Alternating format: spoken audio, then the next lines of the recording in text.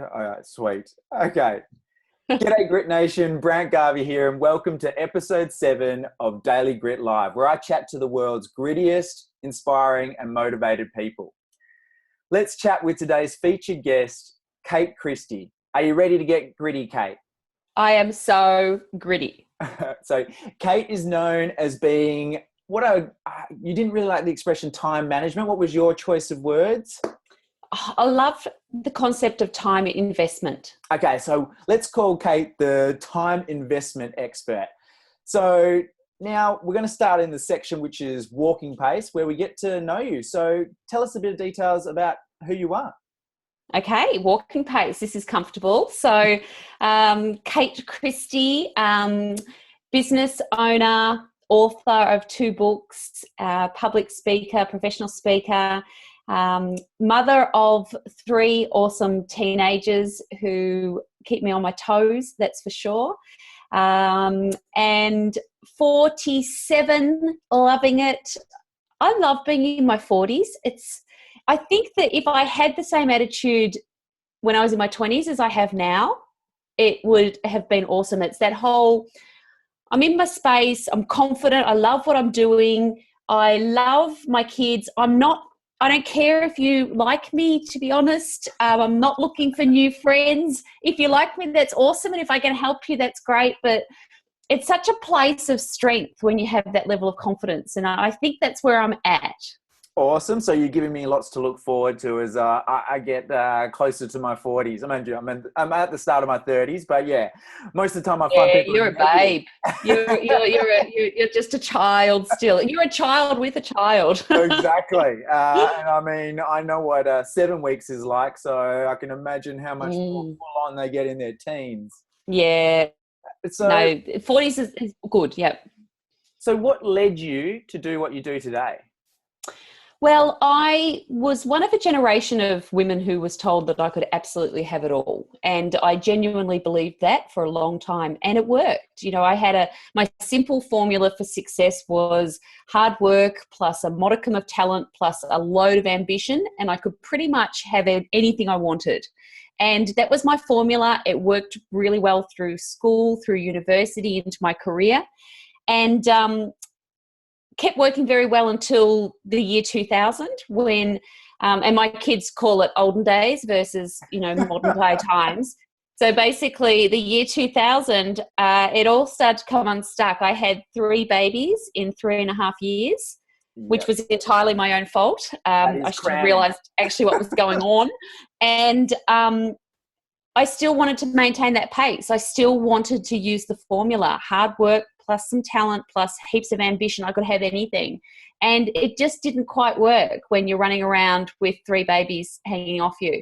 So from there, I started my first business, which was to help really busy professionals manage their time differently by outsourcing some of the home help pieces at work. So really morphed from there.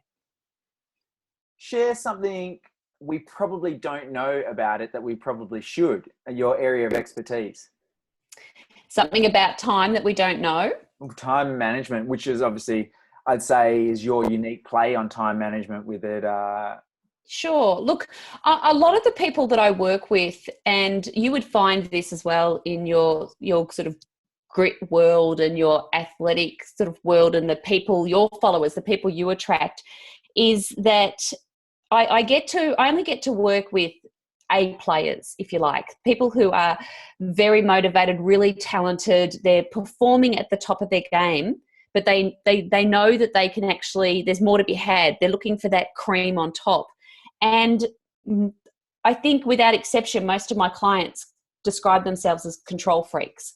And they say, I'm a control freak. I need to have control of all of this. And they say it with a level of guilt. So I guess the thing that most people don't know about time management is control is awesome. And you want to control the frame.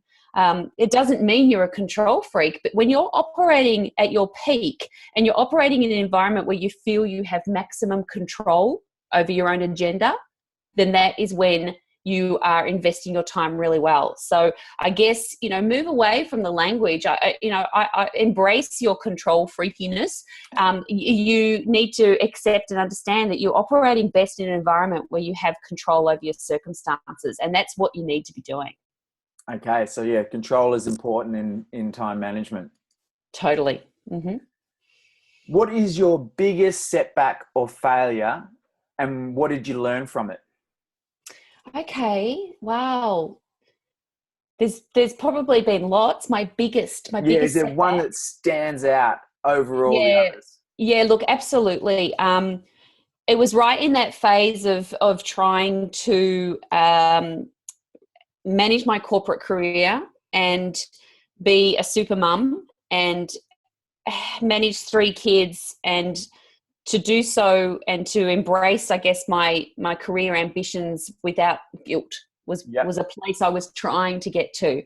And with that in mind, I was pretty much not focusing on anything 100%, not doing anything particularly well. Was at work feeling guilty about not being with my kids, was with my kids and feeling guilty about not being at work. So I was just never present 100% in what I was doing.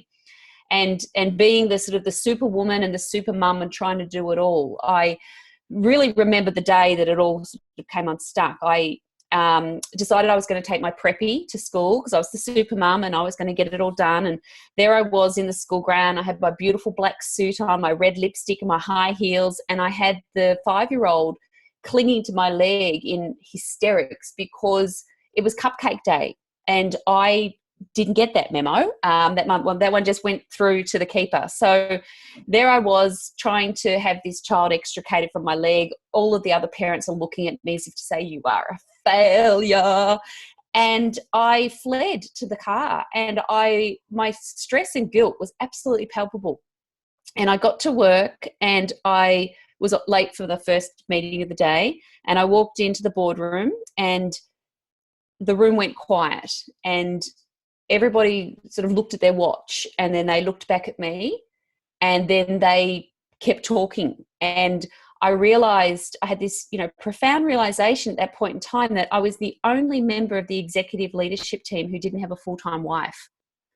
And I thought, what the hell am I doing? I'm killing myself here. I was chasing it all. I was trying to have it all. And I very firmly believe now that you can't have it all. You really just need to chase after the bits that are most phenomenally important to you and nail those, and the rest is white noise.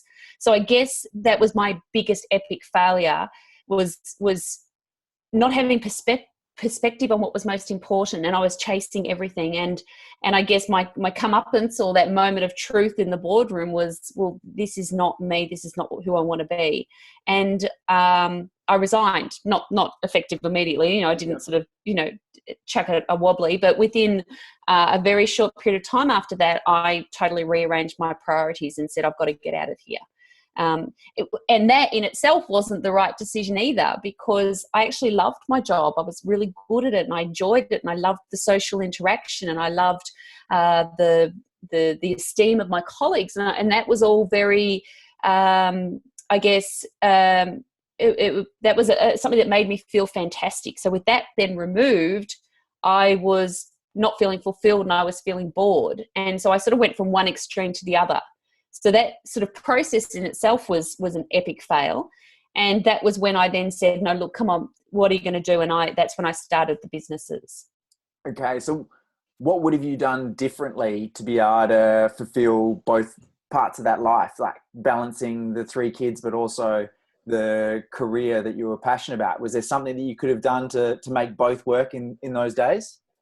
Look, probably, and I think it goes back to my initial comment about sort of being in my 40s and feeling really confident about my skill base and my worth and where I'm at. And I think at that point in time, if I wasn't just a brand new mum to 3 little babies, if I wasn't so tired, if I wasn't trying to please everybody, I probably would have had the guts to actually say to those people sitting around the boardroom table, get a reality check. Don't look at your watch. Don't stop speaking. This is what, my life is.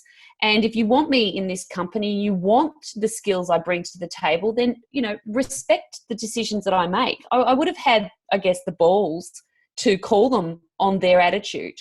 And I didn't. And, but you know what? I don't feel guilty about that, because it's that classic, a door closes and another door opens. I chose a path, and that awful kind of period of time has almost turned out to be the most fantastic thing that ever happened to me, because I love what I'm doing now. And I probably wouldn't have done it unless I'd felt forced to do it. And I guess that probably ties into what I'm asking next, which is, what is the biggest breakthrough, the biggest win that you've had? Probably starting my business and making it successful. You hear the stats about small businesses that fail, and that was always, I guess, something that was playing in the back of my mind. But at the same time, I was just so confident that the advice and the skills and the expertise I was able to bring to the table, I was so confident that it would work, that it never entered my mind that it couldn't. And I think it's that mindset piece. And you would know this in terms of being an athlete. It must be, in terms of your profession, it must so often be mind over matter. And I think if you believe in yourself, you have an absolute passion for what you're doing, then you'll make it happen. Yep. And I really strongly believe that. And it's something that I am constantly saying to my kids and trying to impart into them. You don't have to kind of take the normal route. I didn't sort of fall into what I'm doing until I was in my 40s, and now I love it. And so I think that there's lots of different roads you can take, but as long as you love what you're doing and you're passionate, it's going to work. I totally agree. I mean, I didn't get started in what I'm doing until 28, and that's purely because I didn't know that this way existed. I had never been informed that someone could really do what it is that we're doing today, and absolutely fell in love with it. And you're so willing to go the extra mile when you're absolutely obsessed with what you're doing. And I guess this is, again, leads into what I'm going to say next, which is, what is it that you're most passionate about at the moment? In a work context, I'm really passionate about, and it's probably an overused term, this concept of disruption, but I'm really passionate about getting people to think differently about how they manage their time. You have to, time is not something you manage. It has such negative connotations. Time is something that you invest. And it's really about looking at the way you use your time in the same way as you use your money. If you've got $10,000, you're not just going to go and blow that money. You're going to think about it. You're going to research it. You're going to work out what you can invest in to see that money grow, or you're going to plan your holiday. But you don't do anything ultimately spontaneous with $10,000. And so you shouldn't do anything ultimately spontaneous, except for the fun stuff, with your time. You need to say, look, what are my most important priorities? What do I need to be getting done? When is my best time? What should I be using my best time for? Only for my best work. So it's around investing your time. It's what I'm really passionate about at the moment. And I guess the concept around having that learning mindset and knowing that regardless of how good you are at what you do, you're always going to be able to learn from someone else. They're going to have a different take, or they're going to suggest something that is slightly different to what you're used to. And so having that learning mindset and not assuming that you know everything and that your way's the best way. Yeah, I love that learning mindset. So I've recently been doing a lot of research into growth versus fixed mindset. And it's that same thing, realizing that you're not born with all those set of skills or that limited knowledge. You can grow it over time and learn from other people and make mistakes, and it's not pass or fail. It's just a part of the process to what it is that you're ultimately trying to learn. Exactly. It's so true. And with my kids being teenagers, this is something they push really hard at school these days, right? From primary school into secondary school is, the concept of resilience, but taking it further in terms of having an agile learning mindset as opposed to a negative, I failed Yeah, mindset. And exactly. also taking that resilience further to understand that, shit happens, and it's not always easy. You're not necessarily going to get the dream run. You may not get picked on the team you want to be picked on, and you've got to work hard. It's about, I'm really keen on imparting in my kids this concept of, nothing's going to get handed to you on a platter. And Yep. if you want something hard or bad enough, then you go and chase that down. And you're going to appreciate it and love it so much more when you get it than if it was just handed to you. Totally agree. And just going back to what you were talking about before, I think it's crucial to make sure that when you're investing, as you say, your time, to make sure that you're getting the largest return on investment, just like you do with your money, return on investment, Absolutely. whether that is financial or whether that is hanging out with your family. It's whatever is the most important to you. Yeah. Absolutely. It's so true. Often one of the exercises I take clients through is the concept of, is this the best use of my time? And when you take on a task or you start doing something, ask yourself, is this the best use of my time? And in answering that, there's 4 different cost lenses you can look through. Yeah. The first one is financial cost. So in terms of my time is money, and say, for example, if my time is worth $50 an hour, and you can work this out really simply. You take your annual salary, you divide it, your gross salary, divide it by the number of hours you work, and it'll give you a reasonably accurate estimate. Yep. So, if my time is worth $50 an hour and I spend an hour a day on Facebook, that's costing me $18,250 of my time a year. Wow, it Is adds this up, the hey? best use of my time, right? The second cost lens is opportunity cost. So what else could I be doing with my time right now? I choose to spend an hour on Facebook or an hour on admin type tasks. What's my trade-off? What have I missed out on? It could have been an hour with my family. It could have been an hour winning a new client. It could have been an hour where I go and have a massage or a jog. So that's your opportunity cost. And then the other 2 costs are emotional cost and physical cost. So if you're spending your time on stuff that makes you unhappy, or if you feel good or bad about your time spent, that's an emotional cost. The physical cost is, if it causes physical or mental pain, you're sitting at your desk all day and your back gets sore, or if you're so stressed at work, that's a physical cost. So your job, I guess, and your followers' jobs is to think about that question, is this the best use of my time? And look and think, which of those 4 cost lenses resonates with me as an individual? And that's the one you need to look through when you decide where you're going to spend your time. And I guess that would also come back to your values as well, what you put value in personally. So I think you'd be a balance Absolutely. of those 2. Absolutely. And everyone is going to be different. And it's got to be based on your values and also on your goals. Yeah. Did you have anything that was holding you back from what you wanted to do?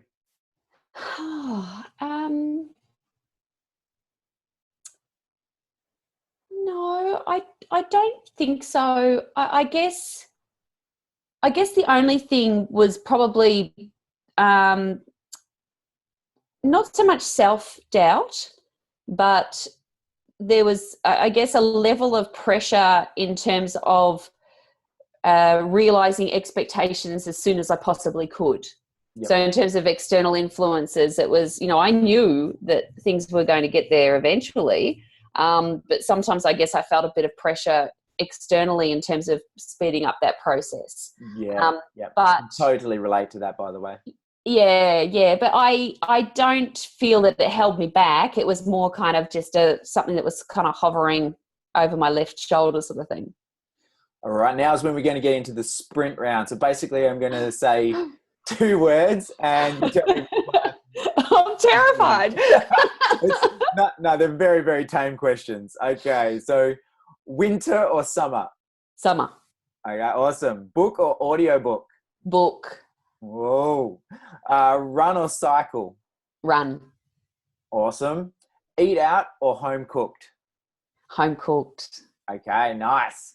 Now, the next section is what I call the run section. And this is where we find out some really, really cool pieces of information. So what was the best piece of advice you've ever received? 100% was from an American mentor who is a phenomenally successful businessman. We're talking billions and squillionaire sort of thing. And Are we allowed to drop his name? No, better not. Okay, that's all but right. he's someone I worked with for a couple of years, and I learned a phenomenal amount from him. But the best bit of advice I ever got from him was data is king. So never ever go into a presentation, into a pitch, into a business plan, into a business meeting, into a partnership meeting. Don't go into any meeting without all the data. Awesome. And once you have the data, it's so easy to influence people to make a decision the way you want them to make the decision. So data is king, and I live and breathe by that. Great. I can definitely see why that would be so important, and something that I need to improve on myself, making sure that I have a bit more information when I go into those things. What would be a personal habit that you believe contributes to your success? Focus. Okay. Yeah, the ability to very quickly identify what's the most important priority, and then to focus single-mindedly on that without distraction. And do you believe that that's something you've managed to create as a habit because you've forced yourself to do it on a regular basis, and now it's something that's almost subconscious? Probably. When I look back, I could trace that right back to high school, where Yeah, okay. I studied, and I was, I always had a goal, and I was always very single-minded about reaching my goals. I'm very goal oriented. So it was probably, if it was a habit, it was easy for me to embrace the habit. I never felt like it was something I had to work at. I think it was just my, crazy sort of single-minded ambition perhaps, but it's something that I feel probably comes naturally. I didn't have to work at it, but it certainly worked for me. Yeah, developed at a very young age, rather than I think so. Me that didn't really develop that until about 28. Till last week. yeah, exactly. But I am now. I'm very goal focused, but wasn't really that much through school. Yeah, no. Well, look, and look, partly, I mean, this is going to sound terrible. I'll probably get howled down, but I think that's partly a boy-girl thing as well. Okay. Because I've got 2 boys and I've got 1 daughter, and she's very goal-oriented, and the boys just cruise along like it's just, summer safari. Oh, totally. It'll just, we'll build it on the way. And I've got a lot of friends. We've talked about this a lot, and I think girls tend to be able to do that more readily than boys. Yeah, okay. All right, good to know. So it's not just me. No, it's not just you. This one I always find fascinating, but what is something that you've bought for under $100 that has most improved your life recently? Oh, something for under 100. Well, this is a terrible answer, but it's the one that sort of comes straight to mind. Well, my last guest told me a pillow, so there's. Oh, okay. Yeah. Well, mine's probably not even as exciting as a pillow, but I've been really. I've had a lot on, and I'm juggling a lot of balls, and I've kind of been doing everything I tell my clients not to do. Awesome. And so I know. It's like, you never, you don't want to go to the toilet in a plumber's house sort of thing. Yeah. So I made the time on Sunday to go shopping with my daughter, and I went to Bonds, and because I seriously was very, very low on underwear. So I bought 10 pairs of undies. Cost me less than $100, and now I don't have to go looking for underwear in the morning. I recently read the Barefoot Investor, and one of his steps is go replace your undies, throw out all the terrible ones, invest in that, because that's something that you need to invest some quality in. And so I think it's amazing that that's one of his crucial steps into financial freedom. So absolutely, no, I swear by it. I'm very happy with that investment. And I guess the other thing, that the flip side of that then is that you then declutter. So every time you buy something like that, you get rid of all the other stuff. You chuck it all out. Yeah. Very cathartic. Okay. What is a book that you would recommend and why? Okay. I've got a couple of favorites that I do go back to. So I've You have read, a favorite at the moment? at the moment, I'm reading a really quirky book, and I can't remember who it's by because I never remember the author's name. But that's okay. I can chuck that up on the notes later. But if Oh, you got the okay. title. It's something like the girl who saved the Swedish Swedish king's life from an atomic bomb, or something really weird. It's really quirky, but I'm really loving it. Saved the King of Sweden. That's it. Yeah. That's it. Okay. Yes. Jonah Jonason. There Yeah. you go. Jonas There you go, Jonasson. Jonah. Loving your book. All right, great. That's obviously the first time I've heard of that book, so I'll have to check it out. It's very different. It's very clever. Oh, great. Awesome. And now, what is one key takeaway and how can Grit Nation connect with you? Okay, an absolute no-brainer from a time investment perspective is you have to stop multitasking. I know that often as women we love to say, oh, I'm a great multitasker, and my husband or my partner, he's just bloody hopeless. Unfortunately, the guys have got this one right. When you multitask, which can be as simple as being on a phone call and checking your emails, it can be as simple as being in an email and the email alerts flashing in the right-hand corner. It can be where you've got multiple screens open at once. It's all multitasking. And when you multitask, your productivity goes down by 40%. So if you multitask throughout the day, all day, then at best you're only ever operating at 60% of your capacity, which is equivalent to losing a night's sleep. It's the equivalent of losing 10 IQ points. So don't multitask. Identify your key priority for the day, lock in time, and then just single focus on that. Turn your phone off, turn your alerts off, because they will make you multitask. Okay, great. And the best way that Grit Nation can connect with you? Via my website, which is timestylers.com. Okay, awesome. Well, thank you so much for your time today, Kate. It's been an absolute pleasure getting to share your journey and learning about time management or time investment, which I much prefer. Guys, thank you so much for joining us, and we'll see you next week on Daily Grit.